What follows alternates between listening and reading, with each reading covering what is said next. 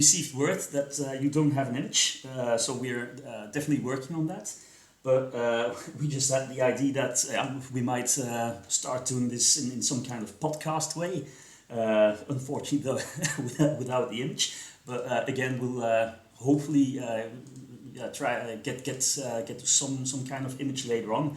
After which we will repeat the showcase. But I will just be talking to you right now on the Panjun, the Gugong expansion.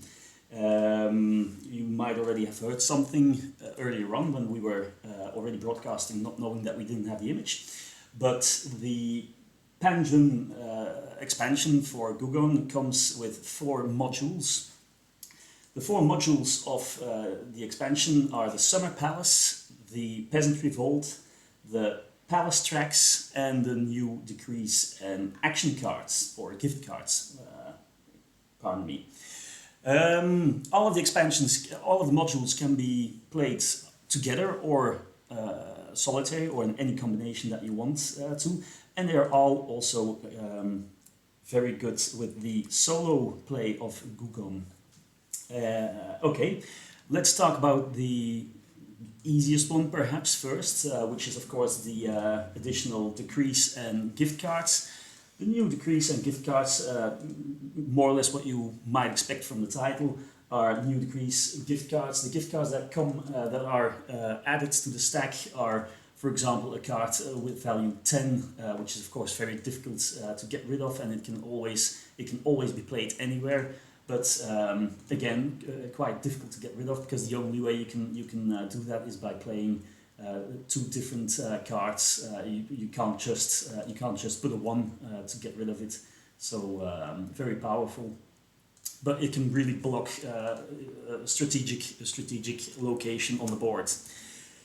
There's also a 0 card, of course very difficult to play because it's always the lower value, but you do get twice the action that you normally would get on that space, and things like that. There's also some interactivity where you can start stealing away workers from opponents on the big wall. You can start rummaging with the cards of the opponents and things like that.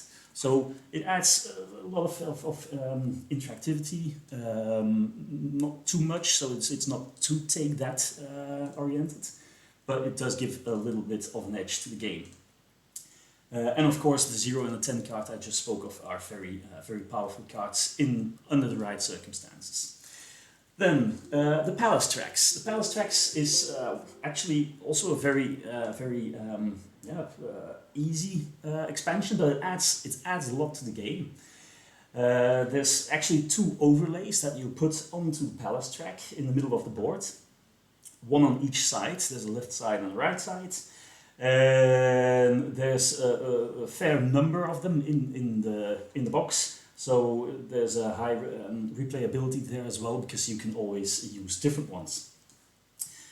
The track on the left-hand side is different from the track on the right-hand side in such a way that the track on the left-hand side has these requirements on it to be able to progress on the track. Of course you can't see it, but the track that's now lying on the table, for example, tells me that to be able to make your way to the 2nd step, you need to have at least 1 decree of level 2 to progress to the 3rd step. You need to have your double worker. So I think we finally have image. Yeah, do we have an image? Can somebody confirm that? I'm just going to check on my mobile, and I see a thumbs up. So, no, that's a bit older. But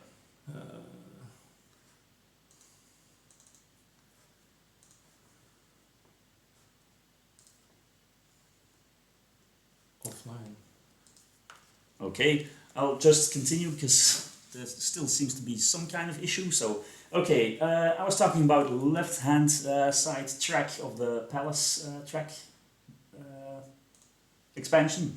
So they always have these requirements on them that you need to have in order to progress to that specific step.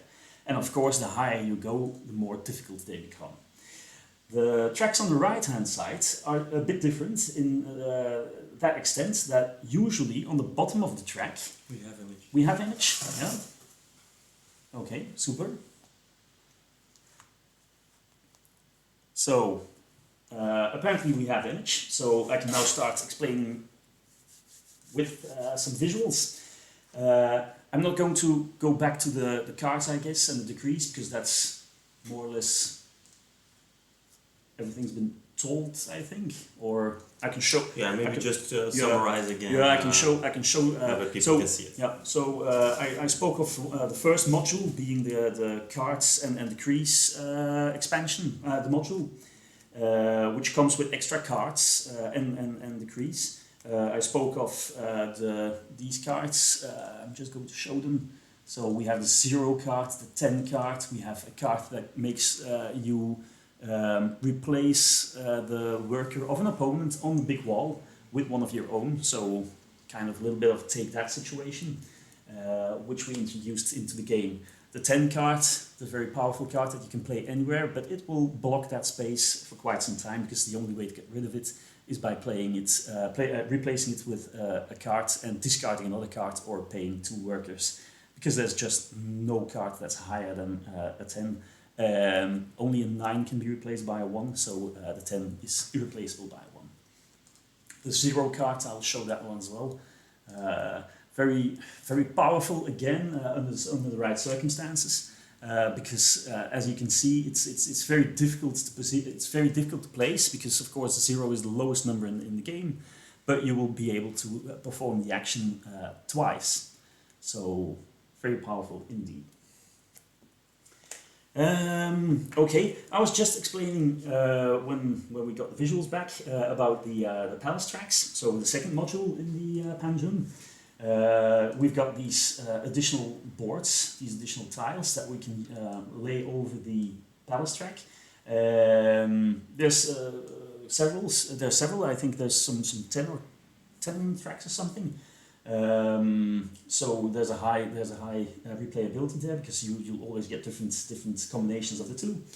The left hand side is always a specific track that will have certain requirements on it in order to be able to progress to that step. I'll just take this and show it to the people. So I hope that's clear.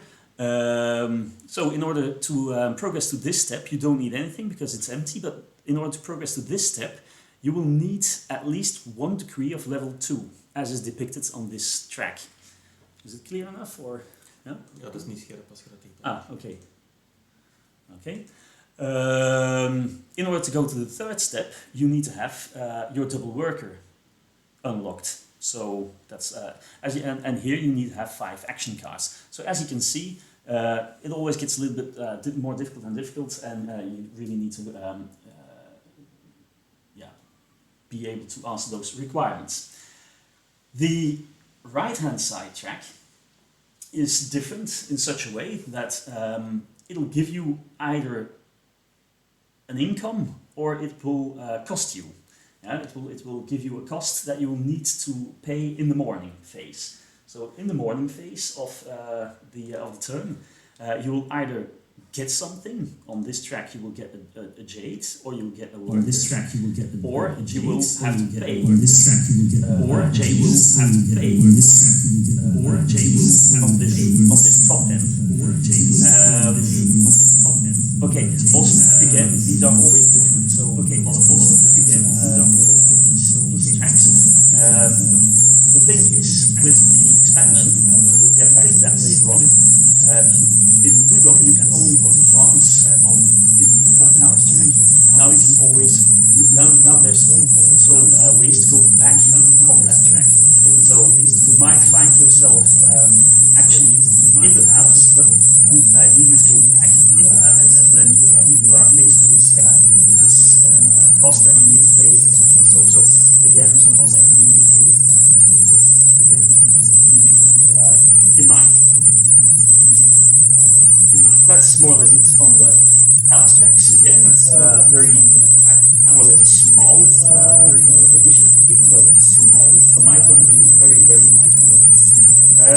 have the two bigger modules to talk about now, which is the Peasant Revolt and the Summer Palace. I'm going to talk about the Peasant Revolt first. During the Ming Dynasty, the age where Gugong is set, there were a lot of peasant revolts. The peasants were oppressed and things like that. That's something that we wanted to reflect in the game. What we are faced with now is you can actually perform a peasant action, and the peasant action will grant you new workers, extra workers that you can use during your turn. But if you do that too often, or if there's too much food that is presented as gifts, which is a little bit a pain in the eye for the peasants who are all starving, then the peasants will start revolting. This is depicted by these tiles, and every time a food cart, so one cart, is placed on the board, or when you perform the peasant action, or when a specific tile travel tile is taken, a new peasant revolt token will be added to this track. The moment this reaches a certain limit, there's a peasant revolt, and when the peasant revolt is triggered, then we will have a look. We will see how big the threat is, and we will all be bidding with a card out of our hand to try to defeat the peasants. All things can happen if the combined power of all the cards that were given is higher than or equal to the strength of the peasant revolt, then the players win, and the revolt is pushed down, or how do you say that in English? Is defeated, which means that the player who gave the card with the least value gets to take his or her card back in hand. If the peasants win, this means that the combined power of the cards that were placed is lower than the value of the peasants. Then peasants win, and each player, except for the player that has contributed the highest number to the battle, all other players go down one space on the palace track, and again, the player who contributed the card with the highest number can take that card back into his or her hand. That's more or less the Peasant Revolt module. It adds a lot of stuff to take into account, and it's really something that you cannot. You have to take care that you don't forget about that, because otherwise, you will go down on the track. You will lose cards, and it'll really hurt you. The fourth and last module is the Summer Palace. Again, a bigger module, which will have a big impact on the game as well. It also has a new action space, as had the Peasant Revolt. It's the Summer Palace. It's where the Emperor goes during his summer stays. So we have court ladies there. There's also a lot of jades, a lot of workers that are present there, and that's something where we can work with. What happens when this action is taken? You can take workers from your general supply and put them on one of the three spaces that you can see on this board. We have the space for the workers, the docks here for the workers, we have the docks for the jades, and we have the docks for the court ladies. What happens? There's a favorite gift for the emperor, and each time the favorite gift is played, so every time somebody plays a card with the favorite gift of the emperor, one of these pawns will be scored. And what happens at that time, for example, if there's two workers, yellow workers on the court lady space and one blue one, and I, for example, play this statue, I would probably say, okay, I want to score this pawn. So I have two workers, Rudy has one, so I win this pawn and I will get a court lady and remove the workers. The court lady is something very powerful again. It kind of resembles the zero card that I explained earlier on, because it can be used to double the actions on an action card that you play. It actually doubles both the extra action as well as the action where you play the card. So very powerful indeed, and certainly something that you wanna do. We also have the jades. So if you score the jade pawn, you can get extra jade, which people that know Gugong will probably know that is very worthwhile if you score enough of them. So scoring an additional one is always very good. And we have these black workers. Black workers are something special, because these actually are added to your general supply of workers. So you get additional workers. Something that people that know Gugong also will know is that you at one point have workers committed to the board, and you have so many committed to the board that you actually fall short when you get your income. And these black workers are permanent extra workers on your force that will ensure that you always have enough workers to pay for everything that you need to pay for. They cannot be committed to the board, of course, because you would not know which player they're going for. So it's impossible to put them on a decree, because we would not know whose worker that is. But they can be used for the payments of everything during the game. So specific workers, but definitely also something worthwhile. I think that's about it. Yeah. So a lot of stuff in there, again, all compatible with each other, all playable on its own, of course with the Gugong base game. I definitely, if you try it out the first time, I definitely advise not to go for the all-in at once, because it might be a bit overwhelming.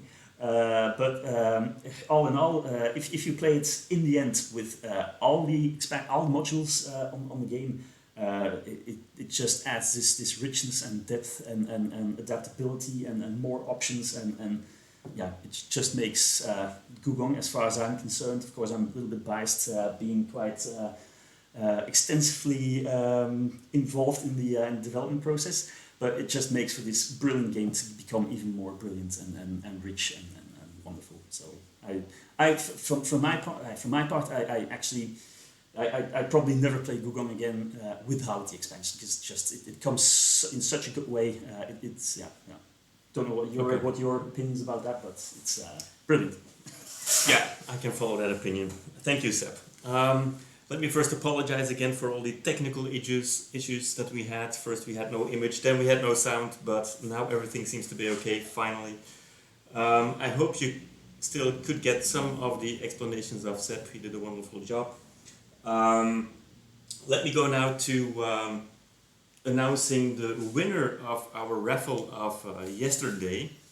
We had a few very nice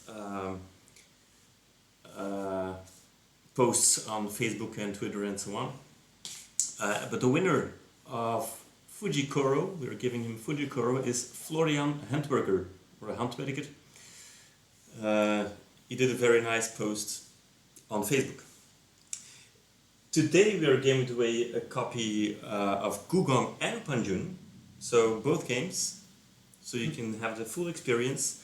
The standard version, I have to say, not the deluxe version, which is sold out. To do that, you can post on any social media, Twitter, Instagram, Facebook, with the hashtags Spiel Digital and Gabriel Spiel. And if you add the hashtag Panjun Summer Palace, you have a double chance to win. Be sure to tag Game Brewer as well, of course.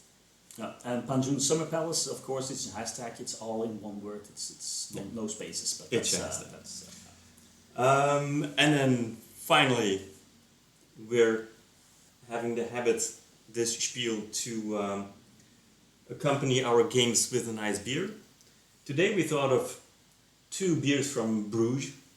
Why Bruges? Because Bruges is our most historical city in Flanders, or in Belgium even, probably. And of course the Forbidden City in China is something similar. So that's why we chose 2 beers from Bruges. We choose triple beers today. First one is just called Bruges Triple, or Brugge Triple. And the second one is Straffe Hendrik, which means that it's a large, rather strong beer. It's just a bit stronger than the other one, I guess. Yeah. Yeah. I know them both already, so I'm very curious what Seb thinks of it. And we will just continue playing Gugong and try our beers, and tomorrow we'll let you know what we found about those beers. Yeah. Perhaps the beer of yesterday we didn't say, or we announced it on Facebook or on social media. But the Chimay was just it's out of it's hors category, like they say in French. It's just from out of this world. It's brilliant. But you can't compare those beers with triple, of course. No. It's that's not possible. So. Okay. Okay. So we thank you very much for watching our short showcase. If you have any more questions, we will stick around on the Discord channel of Spiel Digital. I think you can find the link to the Discord channel on our booth on Spiel Digital. So if you have questions, you can ask them there, and we will be there to reply them. Thank you all for watching, and see you tomorrow for our Amuser games. Cheers! Cheers. See you tomorrow.